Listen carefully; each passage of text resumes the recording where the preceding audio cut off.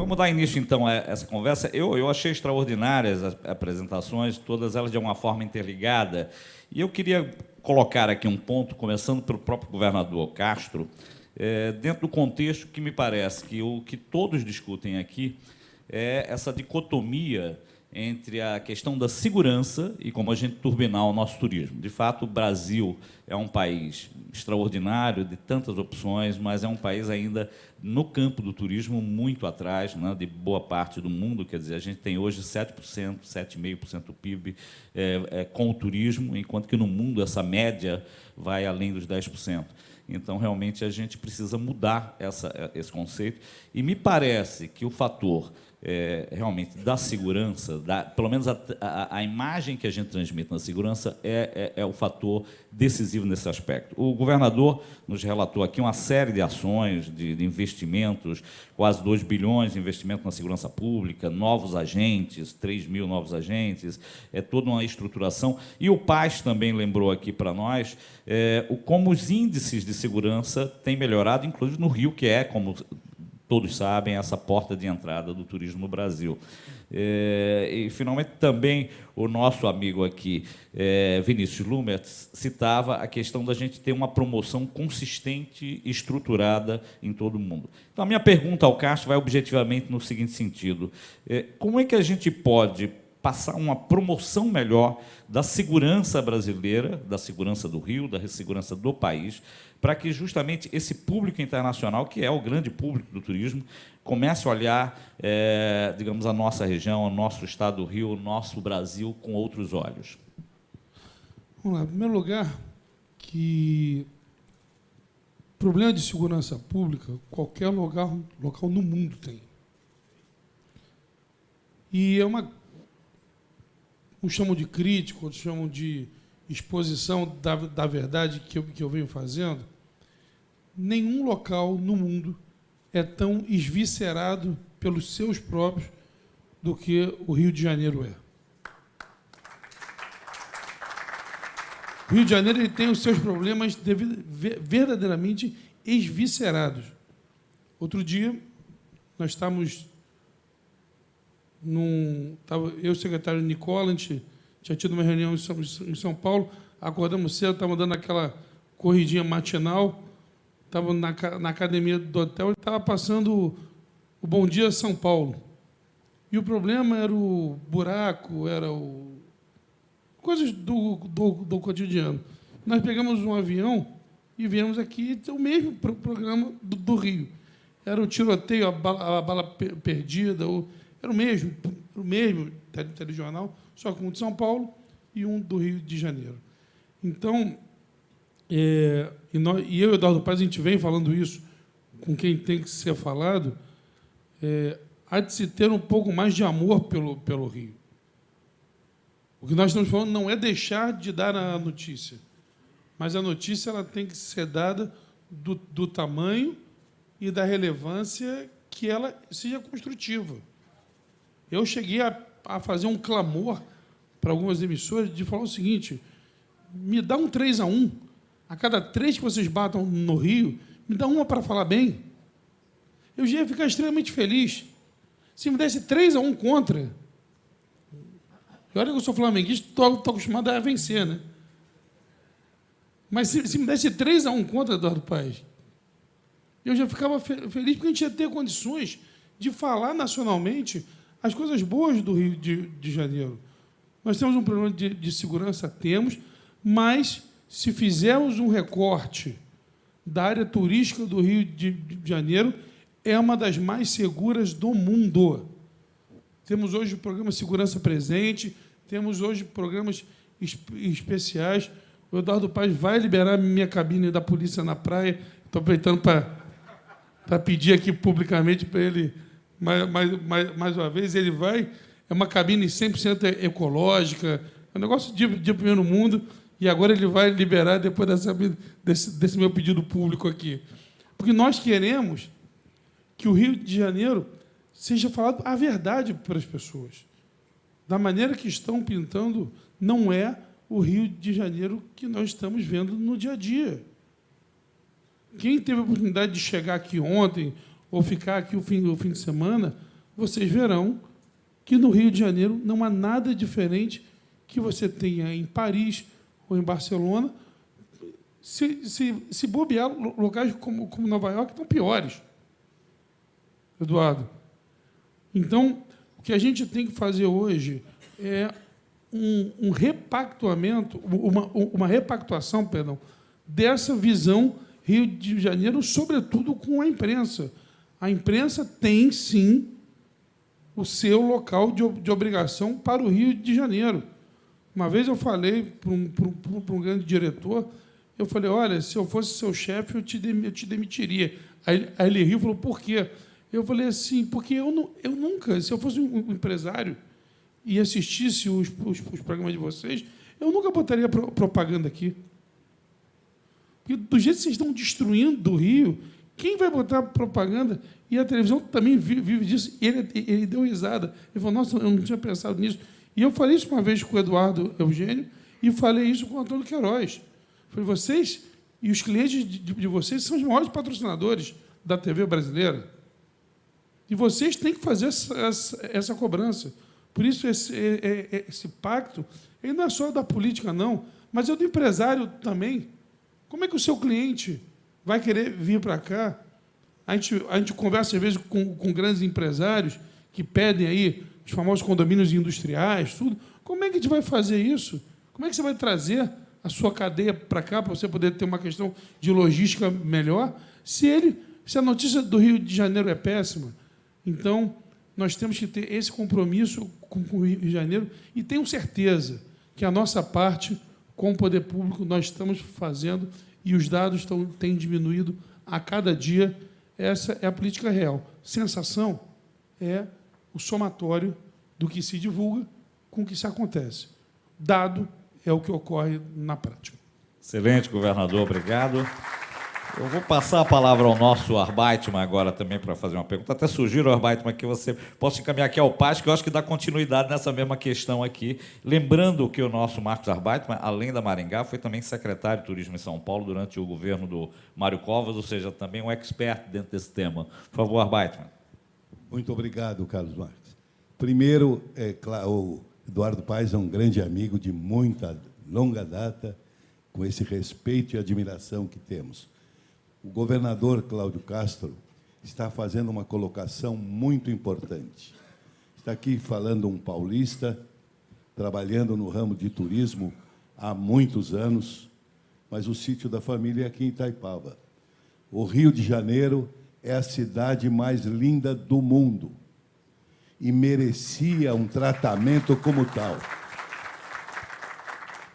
Com as suas colocações sobre a segurança, que inigualável o seu trabalho. Nós temos acompanhado e eu quero contar uma coisa nova aqui, rapidamente, conforme determina o João Dória, mas pouca gente sabe que João Dória, aos 21 anos, começou no turismo.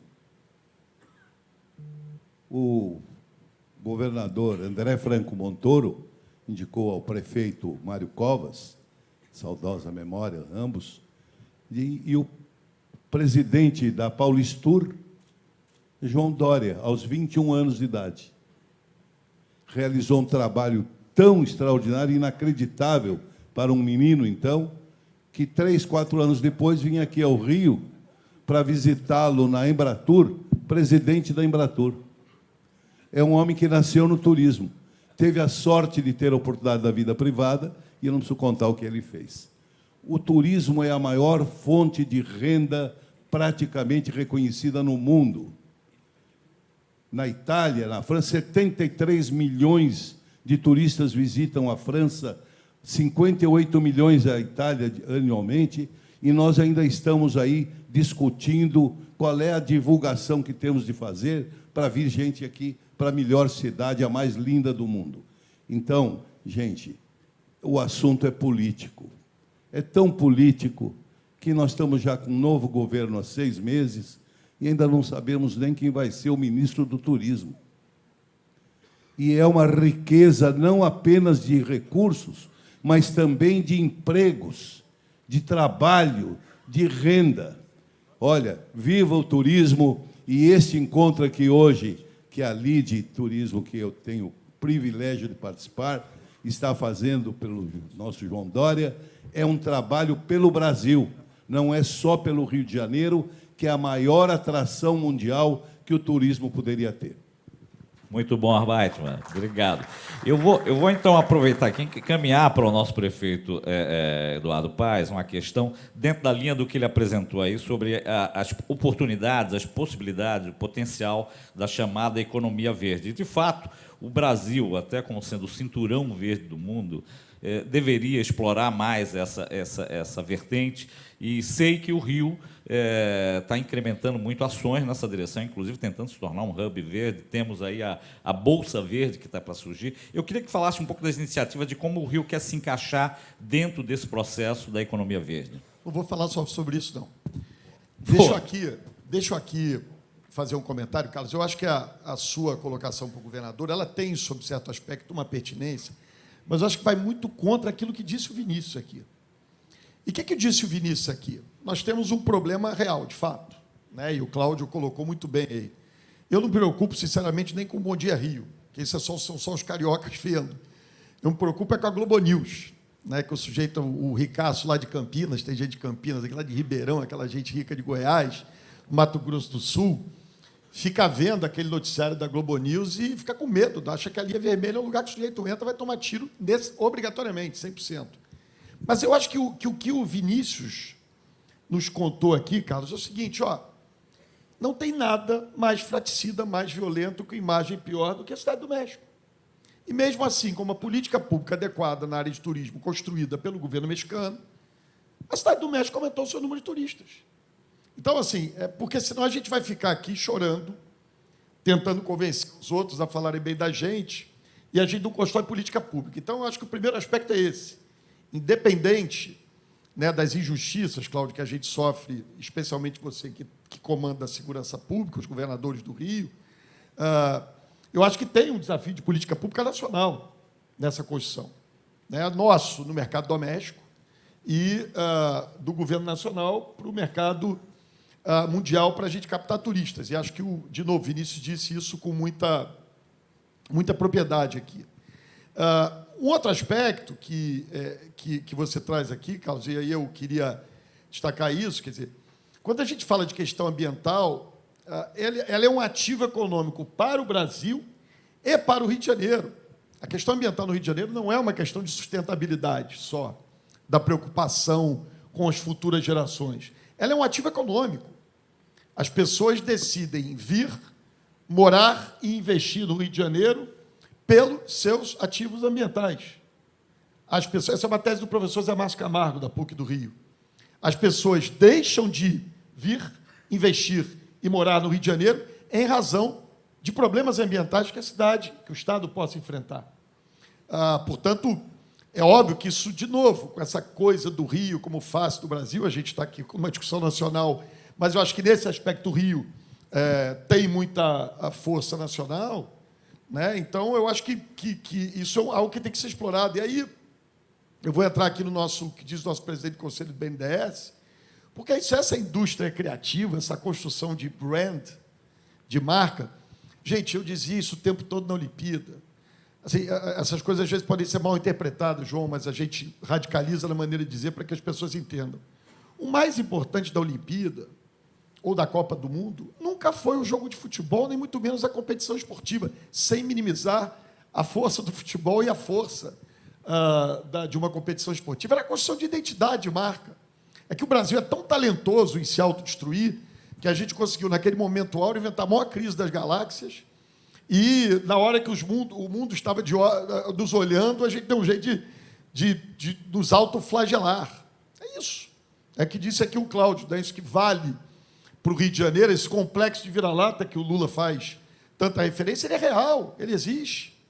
Né? Algo inacreditável, como naquele momento que a gente construía, deixava esse ser um legado não tangível de Olimpíadas, de Copa do Mundo. Mesmo assim, a gente conseguiu dar um jeito de fazer mal feito. Fizemos as Olimpíadas mais baratas da história, com o maior recurso privado da história. Mas a gente só sabe falar mal desse negócio. Então, eu diria isso. A gente tem uma questão da economia criativa que a gente não sabe lidar. Graças a Deus, o Dória não é mais governador de São Paulo, Eduardo. Graças a Deus, eu falo. O João é o seguinte, ele good morning, guten morgen, buenos dias, bom giorno, e por aí vai. Né? Graças a Deus, ele não é mais governador de São Paulo, porque ele percebeu que essa indústria criativa, esse sujeito, ele, nesse período, e aí eu estava ligado, ele já nele, doido para dar-lhe um cutucão, ele estava levando a indústria do audiovisual para São Paulo. Rio sempre capital do audiovisual. Já mudamos o cenário. O filme botou a aportar recursos violentos, esse ano muito mais do que São Paulo. E, graças a Deus, se Deus quiser, vamos continuar assim. Né? Quer dizer, essa indústria criativa que o nosso presidente ele chama atenção é algo fundamental. É algo que a gente tem que estar explorando, tem que estar investindo, tecnologia, inteligência artificial, enfim, são um pouco das tarefas que nós temos. Enquanto isso, a gente fica perdendo tempo, às vezes, com indústrias que nós não vamos competir. Né? Eu não vou fazer uma plantação, queridos governadores, na praia de Copacabana, que vai disputar com o agronegócio do Centro-Oeste brasileiro. Né? E aí, Cláudio, eu deixo a resposta da questão das cabines. A nossa praia de Copacabana foi desenhada, os calçadores dela, por ninguém menos que Burle Marx. E como eu já sou prefeito, estou cumprindo aqui meu o quê? Que ano que eu estou? 13, sei lá, não, 11, 11º ano de prefeito. Se eu pudesse, eu era ditador no Rio, tá? Se era aí que o Bolsonaro ia dar golpe, se eu tivesse tanque, eu dava um golpe aqui e ficava eternamente como prefeito do Rio de Janeiro. Mas eu já vi um monte de comandantes da polícia querendo fazer capital cheio de cabine. O que a gente precisa, e isso você está fazendo, e aí eu quero destacar, porque eu destaquei isso aqui, o governador não fez esse anúncio, eu fiz para ele, vou continuar fazendo sempre, que a gente precisa de polícia na rua. O que a gente precisa é de presença de autoridade. A prefeitura tem um dever enorme aí, a gente vive esse país mais miserável, uma coisa que a gente fez muito no nosso primeiro governo, né, que era um pouco mais dessa coisa de ordem. Nesse Brasil empobrecido, hoje é muito mais difícil. Né? Como é que se organiza comércio ambulante? Como é que você lida com população em situação de rua num país empobrecido como esse, né? Com as dificuldades que a gente vive? Né? Isso no meu primeiro governo, o Brasil estava, né, voando alto, decolando, era algo muito mais fácil, muito mais simples. Isso também contribui com a segurança. Então, são desafios que a gente tem, né, para uma cidade, para um país com as características do Brasil, e que eu quero repetir aqui, assim, eu destacando aqui, Vinícius, nosso presidente. Cláudio, eu pedi ali, enquanto o Vinícius e o presidente falavam, eu mandei para o Chicão ali, nosso secretário de Desenvolvimento Econômico, falei, ó, presta atenção no que esses dois homens estão dizendo. Presta atenção. Né, porque aqui estão, mas é verdade, aqui estão duas aulas de como nós devemos tratar e o que nós devemos priorizar. Às vezes a gente gasta zilhões em promoção. Eu estou dizendo, é inacreditável. Falamos semana passada, né, Cláudio? Eu adoraria entrar na American Airlines e aquela hora que você vai puxar aquele filminho na Air France, eu não estou nem pedindo para ir para a Asiática ainda, mas entrar ali na Emirates e na hora que eu for puxar um filme, ver aquele comercialzinho de 30 segundos do Brasil. Se o Brasil não vai fazer, vamos fazer nós. Com todo respeito, não há comercial de São Paulo que vê essa gente. O cara vem para o Rio, vai para Búzios, vai para Itaipava, passa em Paraty, vai para Costa Verde, vai para Maricá, que agora virou o melhor lugar do mundo. Enfim, são desafios, né, que todos nós temos aí. Então, assim, o João, que eu disse aqui no início, que lição, que aula que nós tivemos desses dois personagens aqui. Claro que o Cláudio, a gente vai mais no tom político, né, mas o que a gente tem que tirar desse espaço aqui é essa oportunidade de sair daqui fazendo mais. E viva Macaé também, meu prefeito querido. Maravilha, Rafael. Obrigado. Eu vou fazer aqui mais duas questões, uma aqui para o nosso Rafael Lucchesi, logo depois para o Vinícius. Começando pelo Lucchesi. Lucchesi, eu queria aproveitar aqui, diante dessa discussão toda que está tendo de revitalização do próprio Rio de Janeiro, já que estamos aqui na cidade maravilhosa, há uma série de ações, de projetos que estão aqui, o Porto Maravilha, existe a revitalização do Centro Histórico, nós temos aí também o próprio Porto do Rio de Janeiro, um dos maiores, é o maior da América Latina, tem um master plan também, né, que está sendo traçado. Como é que o BNDES, que papel está jogando o BNDES hoje como alavanca nesses projetos que, de alguma forma, revitalizam o Estado e também o Brasil? Bom, como presidente do Conselho, você nunca trata de assuntos operacionais, é o estratégico. Na questão estratégica, eu acho que o BNDES ele tem que ser reestruturado do tamanho. O BNDES chegou a 4% do PIB brasileiro, isso é demais, mas ele se reduziu até 0,6%. Ele praticamente hoje tem 72 bancos parecidos com o BNDES no mundo e que tem um papel chave de empurrar as exportações dos países. E no Brasil, não, ele encolheu também dramaticamente com relação a isso. A economia brasileira é 1,3% da economia mundial. Então, tem quase 99% do comércio fora do Brasil. Então, tem que exportar, porque é só você olhar a capacidade de alavancagem econômica. Então, o BNDES é extremamente importante para um país como o Brasil, porque nós precisamos resolver a estrutura do mercado financeiro brasileiro. O mercado financeiro brasileiro, para que servem os bancos?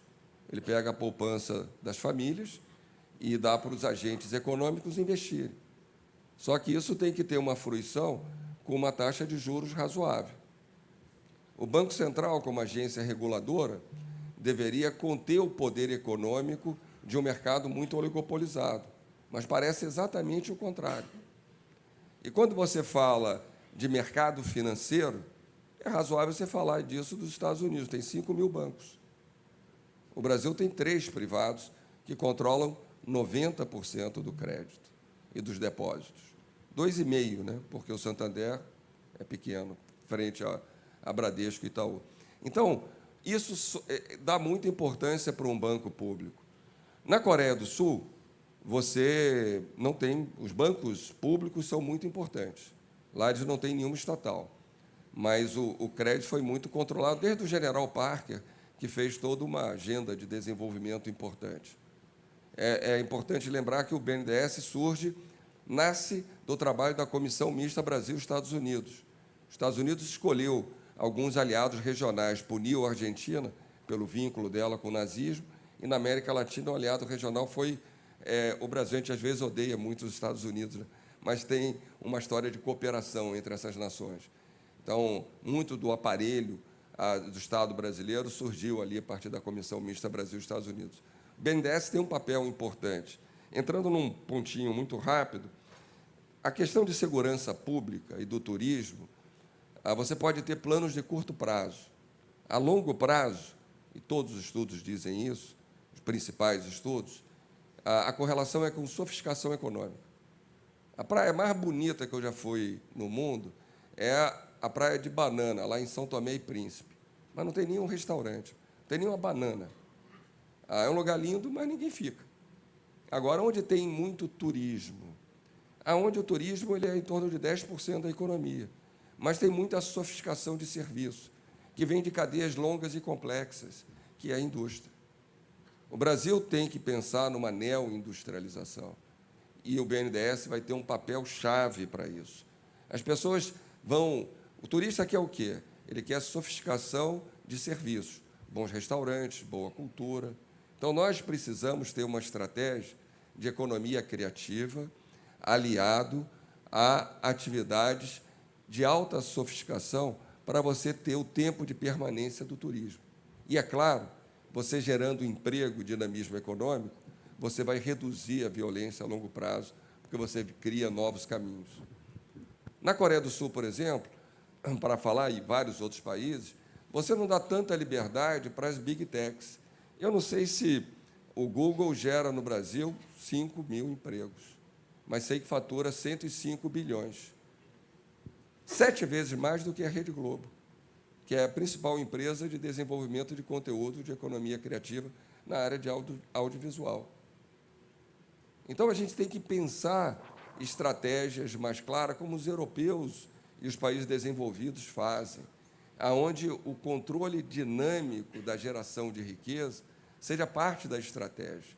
O Brasil já foi mais criativo.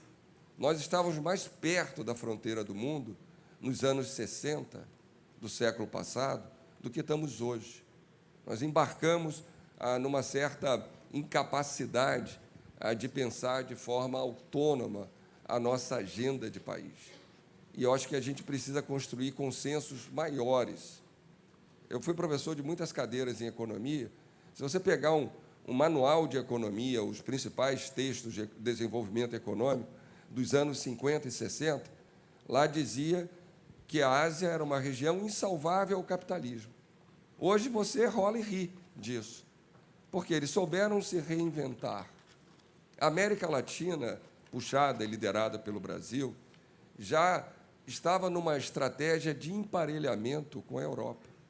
Mas nós tropeçamos na crise ali do início dos anos 80 do século passado. Está na hora de nós darmos um basta nessa agenda de declínio persistente. E isso passa, senhor governador e senhor prefeito, e senhores governadores, por uma reconstrução da política a partir de um mínimo consenso. Porque a sociedade humana se organiza pela política. Porque você tem duas formas. Você tem a lei da selva, que é para todos os outros animais, e você tem a política para organizar a sociedade humana. E o Brasil é uma sociedade tão curiosa que nós criminalizamos a política e repudiamos a política. É uma sociedade que repudia a si mesmo. Porque nós, como seres humanos, nós fazemos política o tempo todo. O que o Dória faz melhor é essa construção do LIDE, ainda que ele foi um ótimo político. Essa construção é uma construção de ideias, de construção do futuro. Isso é fazer política. E o BNDES é muito importante nessa agenda para o Brasil. Obrigado, Lucchesi.